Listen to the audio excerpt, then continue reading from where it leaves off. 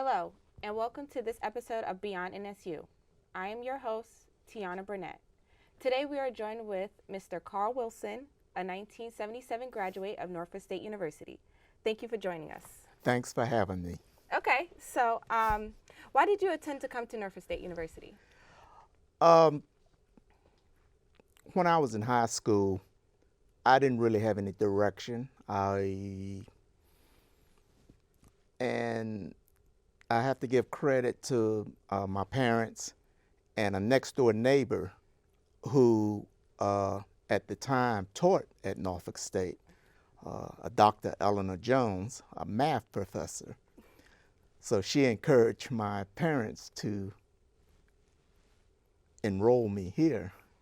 And at first I was, okay, I'll do it because mom and dad say so. But after the first year, I found out what college life was about at Norfolk State, and I pursued it, and hopefully that's the answer you're looking for, but it was the help of my parents and a faculty member. No, I can really relate with that. My parents are the reason why I went to college, so I wouldn't be here without my mother. But what was it like going to school here at Norfolk State?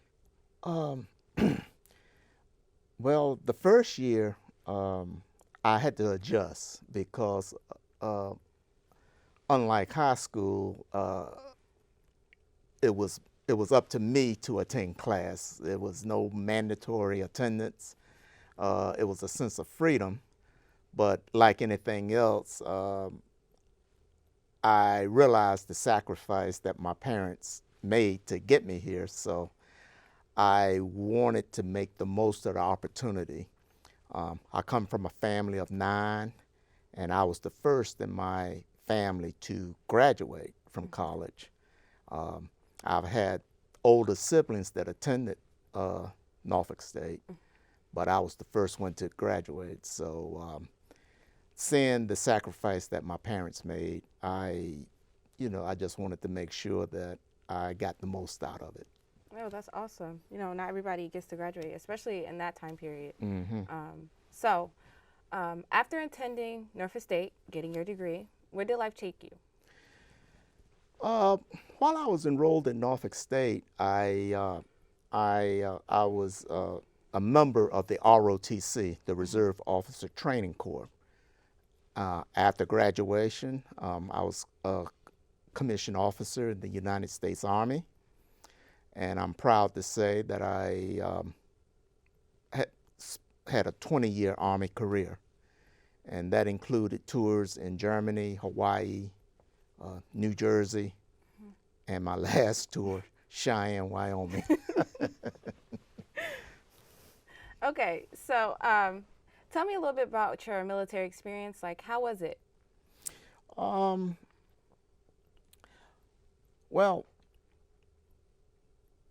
it was, when I was commissioned, I knew that for at least the next 4 years after college, I was more or less committed to the military.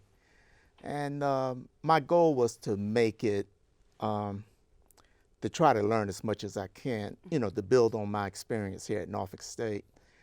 And I think the instructors in the ROTC program, they prepared me well, for my tour of duty that I spent in overseas and in the States. Mm-hmm. Okay, so life after the military, what's that like? Oh, well, it was difficult. You do something for 20 years and then all of a sudden it's over. Yeah, it's So kind you of had, like a routine. yeah, you had to adjust. But I, I, you know, that's a hard question to answer, but I adjusted eventually after my military career. I spent 10 years with the United States Postal Service, and after that, I was able to retire from that.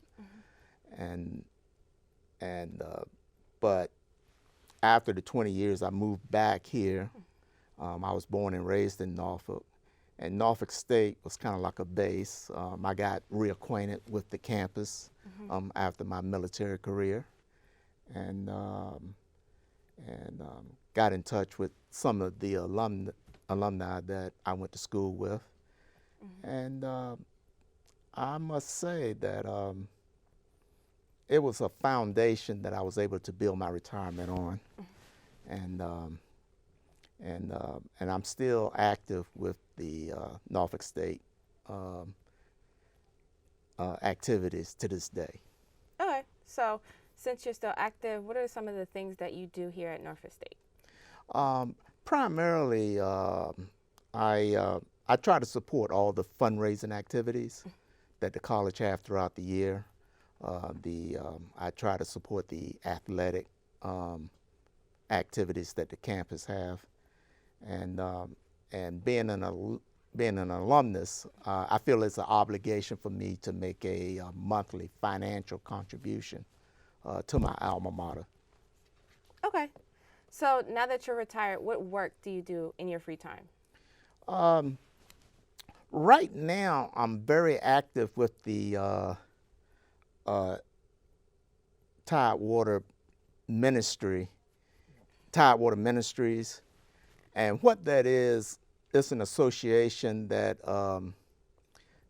greet ships, foreign ships that come to the Hampton Roads area, and we not only spiritual guidance, but if they have a particular need, we try to administer to it. A good example would be this past year and a half with this pandemic.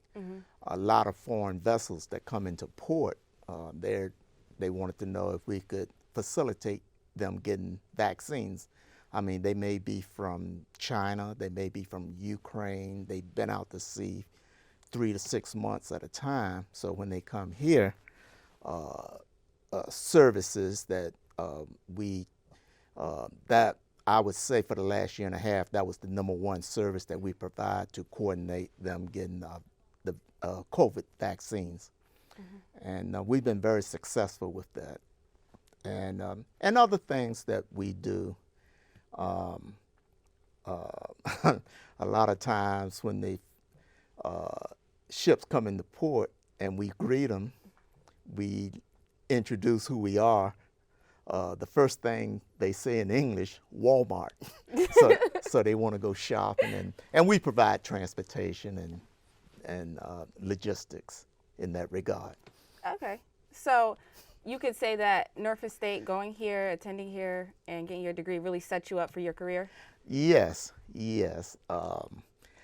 Before Norfolk State, I was born and raised in Norfolk, a very insular neighborhood, and until I attended Norfolk State, that was my exposure to the world.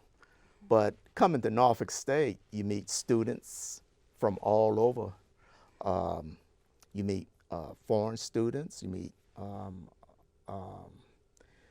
people of different nationalities, and it broadened my view.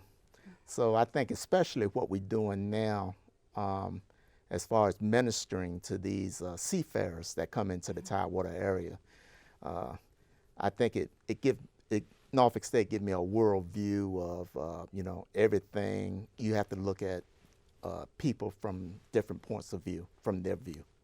Oh, okay, that's awesome. I mean, your military experience and you giving back to NSU and everything you do for Portsmouth is really great. I think that all of those accomplishments will motivate Black men and help Black men reach their goal. Yes, and that's something I hope to continue. Right down the street from Norfolk State, the church I attend, 2nd Calvary, they have a scholarship program primarily aimed at African American males that are finishing high school, that we try to raise funds for scholarships, and if they show the aptitude, we provide funding to assist them in furthering their education after high school. And I'm on the board of the 900 Men Scholarship Committee. And it's something that I feel like we're giving back to the community. And a lot of people helped me along the way.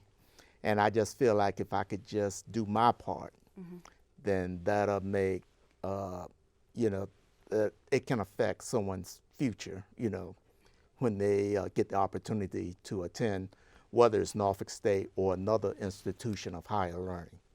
Okay, that's great.